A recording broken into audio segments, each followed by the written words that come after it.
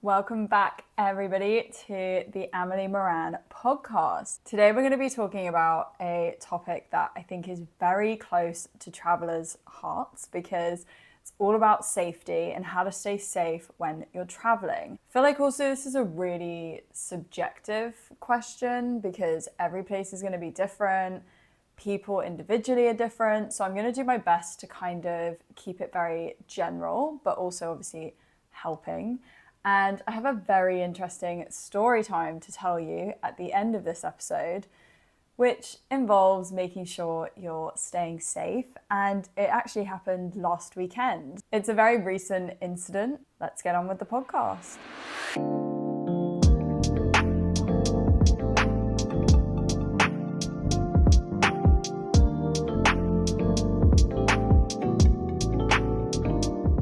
Staying safe when you're traveling, I feel, is something that is, like I've said, really subjective, depending on who you are as an individual, depending on where you are in terms of what place. I want people who are even going on a vacation, who, if you're just going away for a week, even use this in daily life, as we will find out in the story time, or if you're going backpacking, just use these tips and hopefully they can help you because they certainly have helped us when we were backpacking. I do want to say that obviously I'm talking about safety when traveling and how to kind of navigate that. But weirdly enough, as you'll hear in the story time later on in this episode, I actually didn't feel that unsafe when we were traveling around Latin America. It's painted as this very dangerous, kind of not safe to travel or backpack and you shouldn't be going there. And I think it just gets a really bad reputation for obvious reasons. I don't know if that's because I was traveling with a guy and he's like obviously bigger, stronger than me, but I never personally felt too unsafe. There were definitely moments where you kind of have to be a bit more aware, but I kind of want to preface it with it's actually when I've moved to Melbourne that I've probably felt more unsafe. But my first topic in terms of safety is just being aware of your surroundings. I don't want to make people feel paranoid and I don't want people to think that you need to constantly be checking over your shoulder and you need to be constantly looking around. But I think definitely being aware, just as you would be at home when you don't want your phone stolen or your wallet stolen or anything, you're going to want to be aware of your surroundings. I would say it just becomes a bit heightened when you're backpacking or when you're traveling, even when you go on holiday, you just suddenly become very aware of it because this is not your familiar surroundings. You're not used to being in this kind of environment, which is good, but also can be really bad because you don't want to be too paranoid. Like I've said, you don't want to be kind of wasting your time just constantly worrying, but it is something that you need to be aware of. One tip is 100% trust your gut. I think this occurs in everyday situations anyway, but trusting your gut in an environment that you're not familiar with will definitely go a long way and obviously prevent certain situations happening. If you don't feel safe in an area, or if there's something telling you that maybe we should just not be here right now, 100% trust your gut because you just don't want to know what could have been if you decide to stay and feel uncomfortable. By being aware of your surroundings, I think you can also kind of use this to your advantage and try to blend in because if you go backpacking, for example, we took very basic clothes. I'm still wearing the clothes we went backpacking with, haven't bought a whole new wardrobe yet, but you want to kind of take very basic clothing, in my opinion, because you don't want to stand out from everybody. If you're going around and you have loads of flash jewelry and you have loads of nice, expensive clothes, one, you'll be really sad if they do get stolen or if you lose them or whatever. But it just draws more attention to you. And that's not obviously something you necessarily want to do when you're just trying to walk around, explore a new area or try something different. I think that kind of trying to blend in with the locals really does help. I mean, I would say it was quite difficult. I really tried in Latin America, but I would say it was pretty difficult for me. I'm a redhead. I have pretty pale skin. Everybody I'm surrounded by is dark hair, dark features. So I was trying to blend in as much as possible, but you can imagine it was not the easiest. But in terms of clothing, 100% you can do it. I took the most basic vest tops, basic trousers, basic jeans. You just want to keep it simple as. And also when you get on public transport, I think it's really important to know kind of your A to B and what that journey is going to look like. I don't mean sit there and over plan, but you do want to know what that journey kind of looks like. What's the title of the bus that you need to take? Is there a metro? People do this even when they're on holiday. You know, you want to understand your journey and make sure that you're getting there safely. I just think when you're going backpacking, it can kind of have new challenges because you're worrying about your transport, you're worrying about getting your phone out, you don't want it to get stolen. You're also worrying, is this the right bus? I think there's a lot more to kind of worry about, and the fallout can be pretty stressful if anything goes wrong.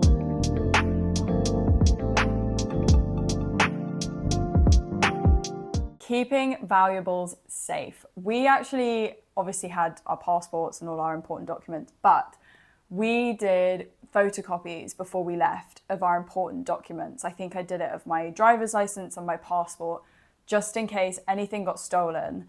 Then I had a copy that was safe in our hostel or in my bag, wherever I kept it. And it just meant I could use that as a form of ID if we had to go to an embassy or if we had to go somewhere where they were obviously going to need my ID. I didn't use it, but I would say it felt very nice to have it. It felt very reassuring that it was there in case I did need it. Once I say it, I'm kind of thinking maybe that's not a top tip, but it's definitely something to consider if you're worried about losing your passport, losing your driver's license, if you're a very clumsy person, if you're a very forgetful person.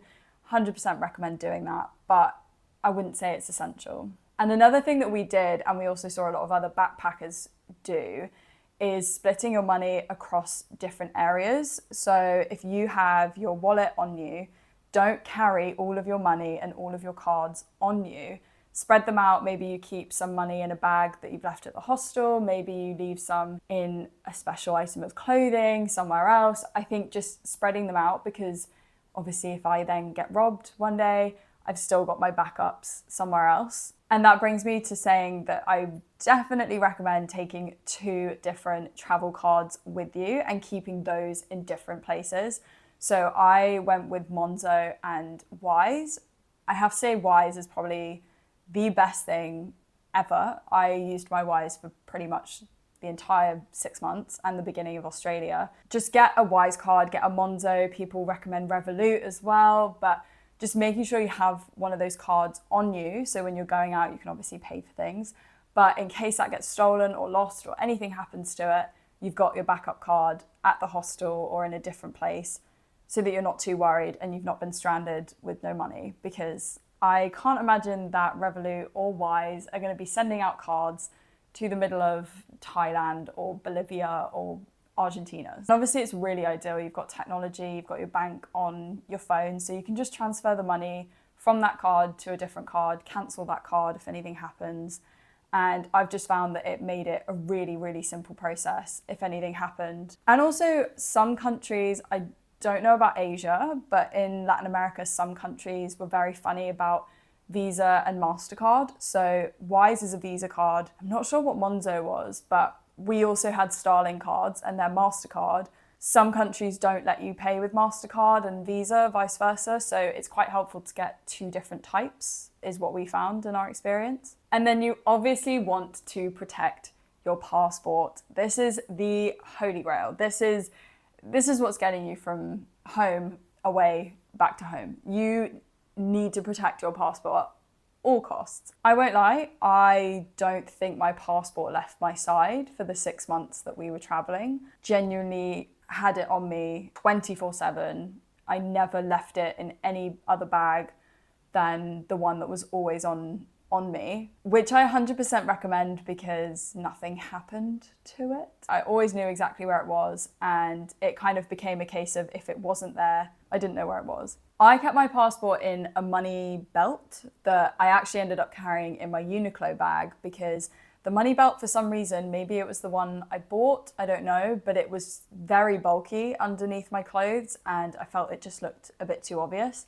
It also meant that I was constantly having to pull up my t-shirts at the beginning to get any money out or to kind of get access to anything. So I ended up just putting that money belt in my Uniqlo bag, which I wore 24/7. I basically never took it off. I don't know if I can kind of say what's better. I think it was maybe the money belt I bought. So I would recommend getting like a really thin, kind of skin tight one. My one felt more like a little bag. You don't want to obviously draw attention to it, so the thinner the better if you want to have it kind of stuck to you the whole time. But we also very quickly learned and saw that people who are going to rob you, for example, target people with passports that they recognize. And so the British passport, pretty recognizable. If you're going around flashing your passport, you kind of just set a target on yourself. It's very clear that you're a tourist and you don't want to do that.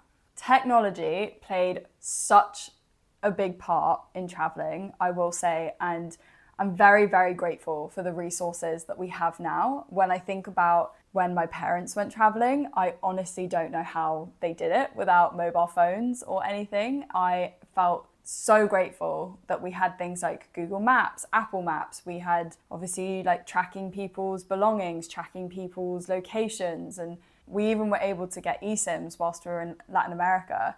And I think we used Holofly. I would recommend Holofly. It was really, really good. We had connection wherever we went. It kind of just did the whole continent, so you didn't have to kind of change anything once you got to a different country. And it was pretty cheap from what I remember. But technology was such a lifesaver. And it was also really nice because I was doing a polar steps whilst we were traveling. And so I was able to kind of show everybody the locations we'd been to, and it pinpoints it on a map for you so that people at home can follow and obviously see where you've been. It's quite difficult, I think, as well, I'm sure, when people go to Asia to kind of pinpoint where you've been exactly, because people don't know those places. You know, I can imagine if you've gone to Indonesia and you've gone to one of the islands, people are not going to know where that specific island is. So being able to track locations and have people follow our locations was really, really lovely, so that they could actually see exactly on the globe where we were. And we also bought air tags for our bags. So I had one in my big bag. I didn't have one in my day bag, my sort of day rucksack. And that kind of brings me to the story time from last week's incident when we were robbed.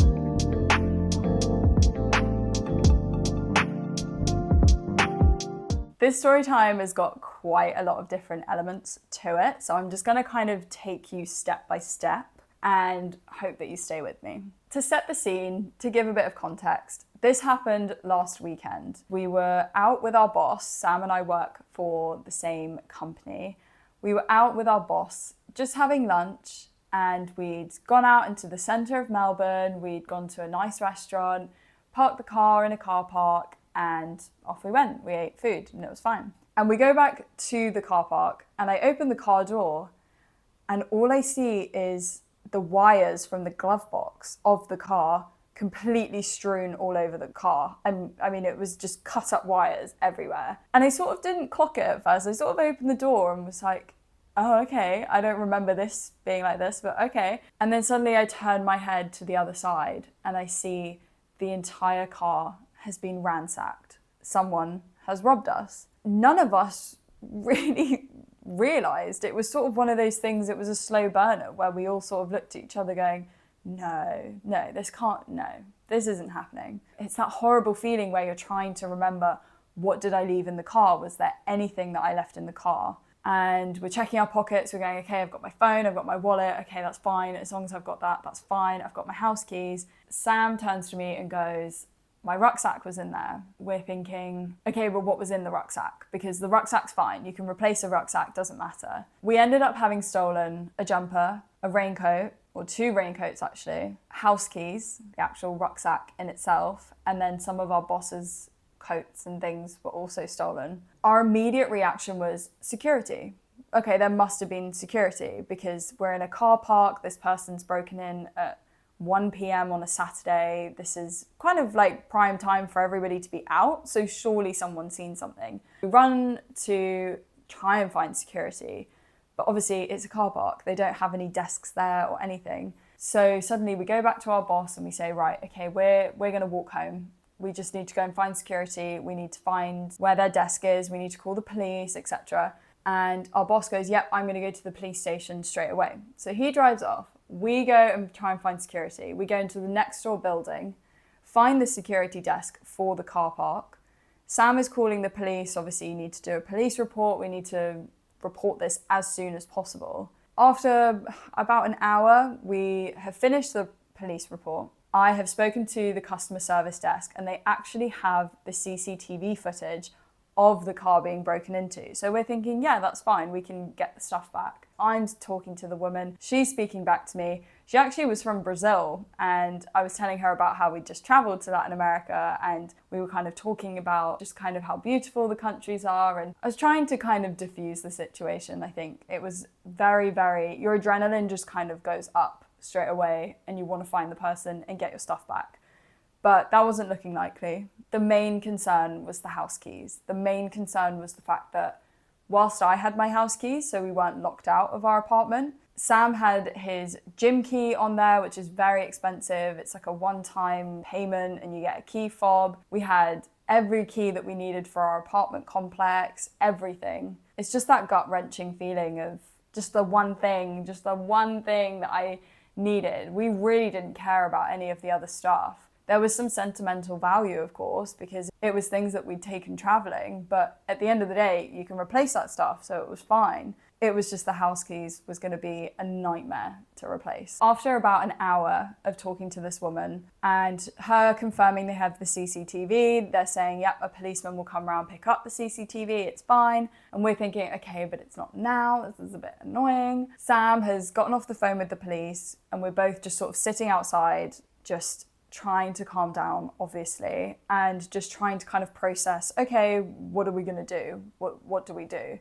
And we had decided that obviously we were going to walk home. We also, I think, just needed to cool off. Like I say, the adrenaline just shoots up and suddenly your guard is completely up and you just kind of needed a walk to calm down. And it was like a 40-minute walk home, so it was fine. And on our way, we start walking and Sam goes, I've got an AirTag in my day bag. And I'm thinking, how the fuck did we not remember? What? It's been about an hour and a bit since this person has broken into the car. And so we don't know where they could have gone by this point.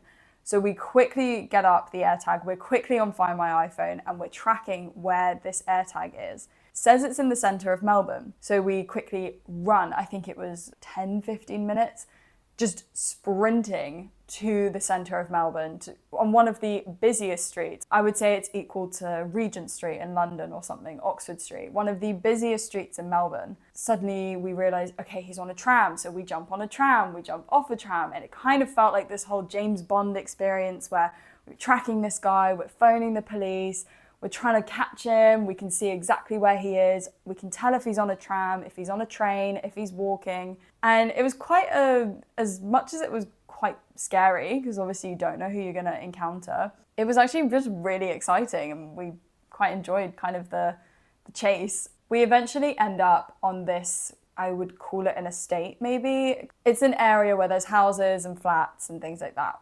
And there's a woman outside of the complex, which is where the AirTag is pinging. And so we go and look around her because it kind of is pointing towards her, kind of not. So we're just checking, we're not saying anything to her, we don't interact with her. Just want to double check if we can see the bag because it says it's a few feet away. She did not like the fact that we were going around her, so she started actually hurling some abuse at us, which is really fun. She wasn't very happy with us coming near her, which fair enough, we weren't disturbing her, but whatever. We then call the police because it says that it's pointing at her. Every time we face the phone at the woman, discreetly, of course, we don't want to kind of escalate the situation. We point the phone towards her and it says that the bag is there, exactly on her person, I guess. So we call the police and actually they were extremely responsive, came within 20, 30 minutes, went and questioned the woman and they said, look, I don't think she's got the bag, we've checked her and it's all fine. And we just said, yep, okay, that's fine. Thank you for coming out. Really, really appreciate it. So we go home feeling very, very deflated. I mean, I think emotionally we were just very, very drained. We had a lot of sentimental value to these items that were taken, obviously kind of practical practical things were taken, like the house keys. I think it was just kind of processing that we'd been robbed and we've not experienced that. Just a big shock to the system. I think also you don't think that it's ever going to happen to you for some reason, which I don't know why there's that kind of entitlement feeling.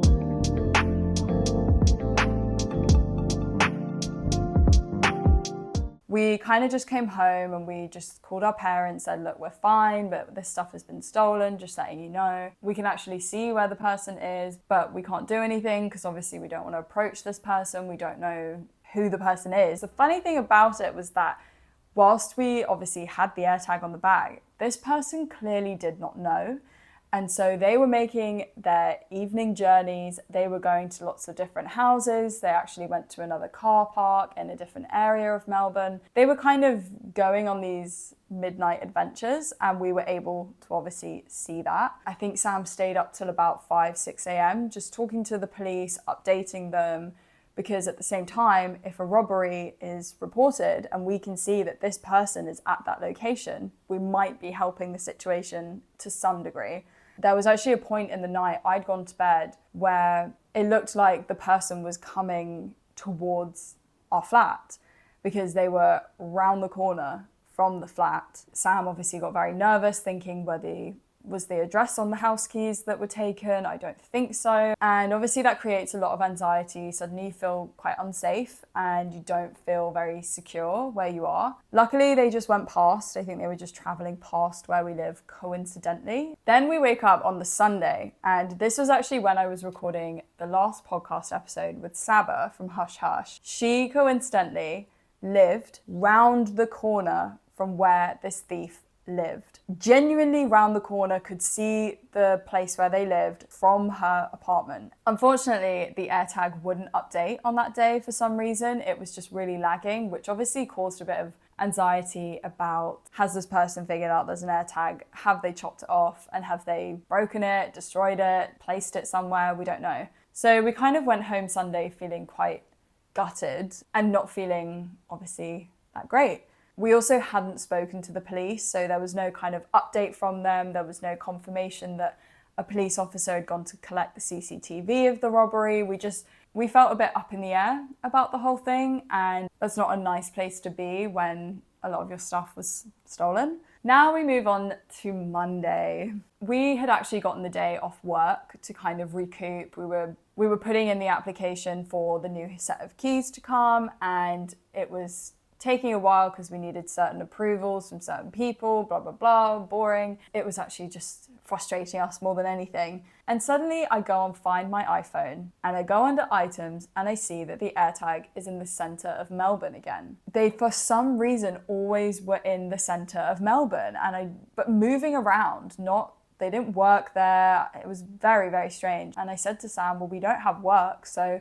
why don't we just go? There's nothing else we're doing today. Let's see if we can go and see this person. We don't even know what this person looks like. We have no clue what we're looking for. So we walk into town and we go around all the streets. We try and follow where it says, and obviously it says we're getting closer and closer. I feel like the adrenaline then kind of starts building again because you're thinking, oh my God, we're gonna see this person. Is this the thief?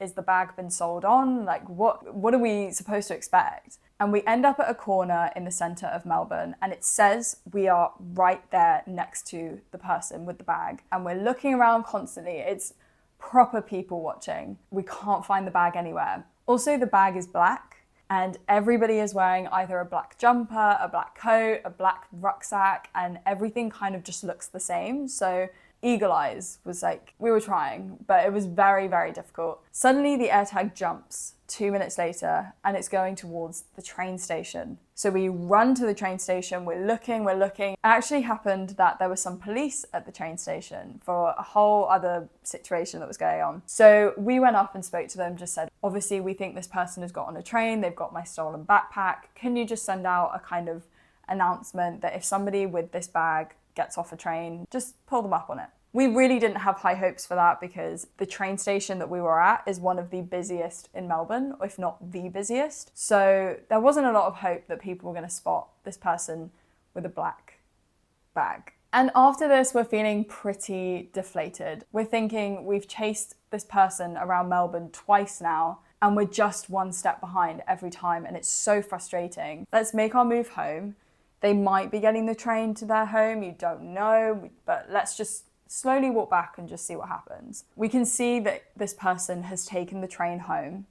And so we go to that area and we're thinking, let's just hang around, let's just see. Let's not be kind of too on the nose about it. We don't want to be kind of right outside where we think this person lived. There's also some shops, there's some supermarkets. We're pretty hungry at this point. So we're thinking, let's just see if we can go get a snack, get a drink, something. We'll just see if the AirTag moves. It might not move, we don't know. After maybe 40 minutes, the AirTag jumps again and it goes only down the road from where this person lives to a shopping centre. We go into the shopping centre. There are obviously a lot of shops, and so we're thinking this is not going to be time well spent. We're actually better off just probably staying outside of the shopping centre, seeing who comes in, comes out, maybe they have the bag. And we went up to security at the shopping centre, spoke to them, and they said, yeah, we'll keep an eye out. We'll announce it to the other security members in the shopping centre, that's fine. But the security guard actually said, go and hang out on the corner just by the shopping centre,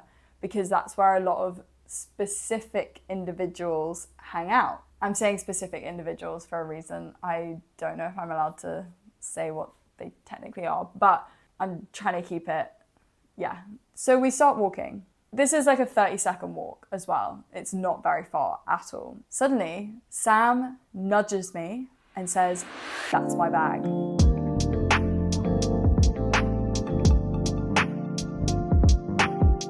That is my bag on that guy's back. And I'm thinking, where, I can't see. Obviously, everybody's still wearing black and black backpacks, and my eyes are just, I don't know what I'm looking at anymore because we've been looking for the past 2-3 days. And then I see the bag on this guy's back. We call the police straight away, kind of keeping our distance, of course. We don't know what this individual's like. We don't know if they're going to be confrontational if we go up to them. So we kind of hang back, call the police, try and keep it as safe as possible. He thankfully goes into a different shop. So we sit on a bench just outside of this shop, because we don't want to draw attention. We don't want him to become suspicious of us following him. We're calling the police whilst he's in there, and we're just sitting on this bench, pretending to kind of mind our own business, chatting away. Once he leaves the shop, we can tell that he is going home. Like I said, it's kind of creepy when you can track somebody's movements. You can tell where they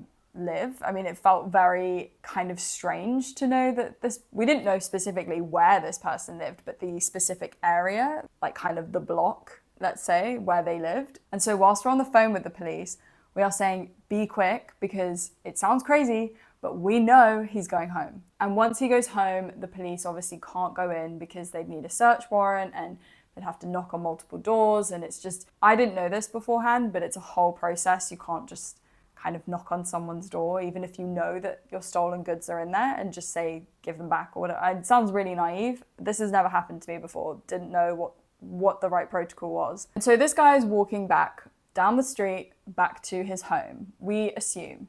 The police say we will be there as soon as we can. And obviously we're thinking, no, you need to be quicker because this is quite an intense situation. We don't know when he's next going to leave his house, and this is just going to become a cat and mouse thing with the police, and we obviously don't want to be wasting their time. So we get closer to where this person lives. Luckily, we turn a corner. This is the final corner before this person can go into their home. And the police come around that corner, and they sort of met us with this person in the middle. I would say it was very mixed emotions, obviously, when the police came and I guess took over the whole situation, because a part of you is feeling very relieved. We've caught this person, we're gonna get the bag back, it's great. And another part of me, I think, was feeling a bit concerned and a bit anxious about the fact that I really hope they don't see my face. I hope that I haven't sort of given myself away. I don't want any trouble after this from anybody, any of his friends, anything. And so we were still kind of concerned about our safety, I would say, at that point, and just making sure that we followed police orders and just sort of kept out of the way, which proved successful. I mean, whatever's happened with the guy has happened. He was arrested, and we didn't think about this part, but they had to take the bag for evidence because obviously it was stolen. So whilst we were sitting there thinking, oh, we're going to get the bag back today.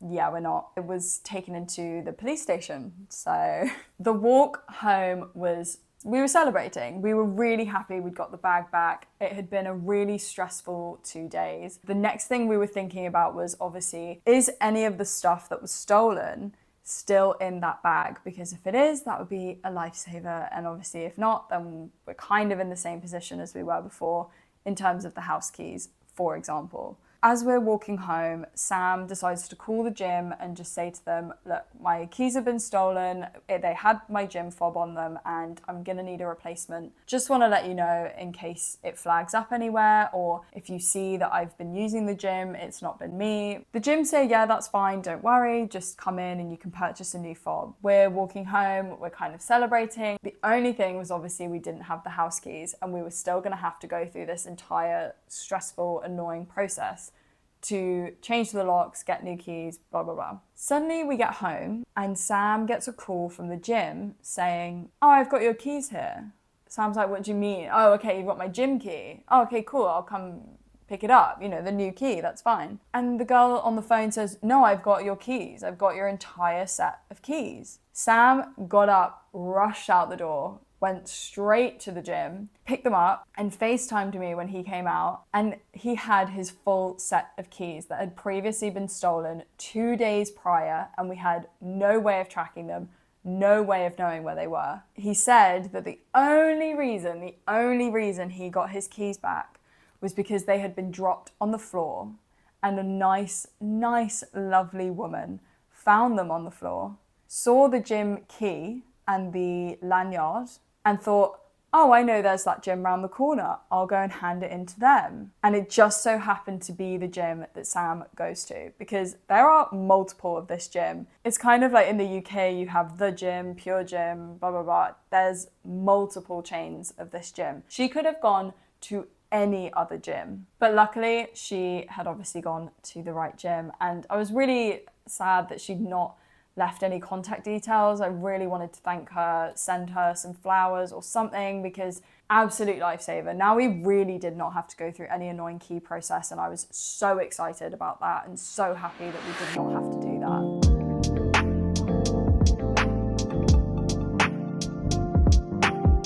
So, moral of the story, buy AirTags and use AirTags as much as you can when you're going away.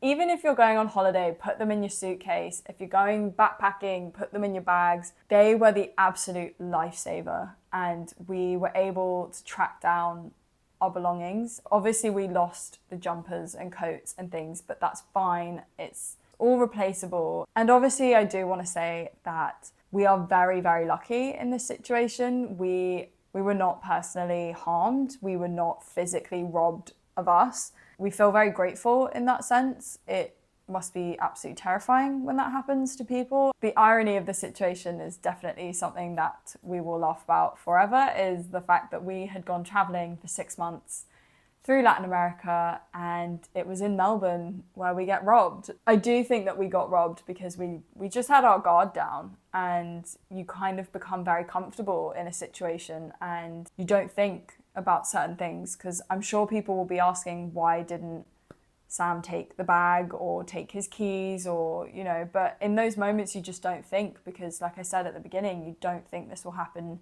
to you, and I just don't think you're thinking that way. Also, the Melbourne police were amazing. I do have to say, I don't think the kind of response that we got here would be the same in the UK. Doing that in America, we had been implementing these things, but I just think when you get somewhere that feels a bit more like home, you start to become pretty comfortable and you just forget about all these different things that you need to be aware of. But also that story time is kind of just a daily life tip. Do not leave anything in the car ever.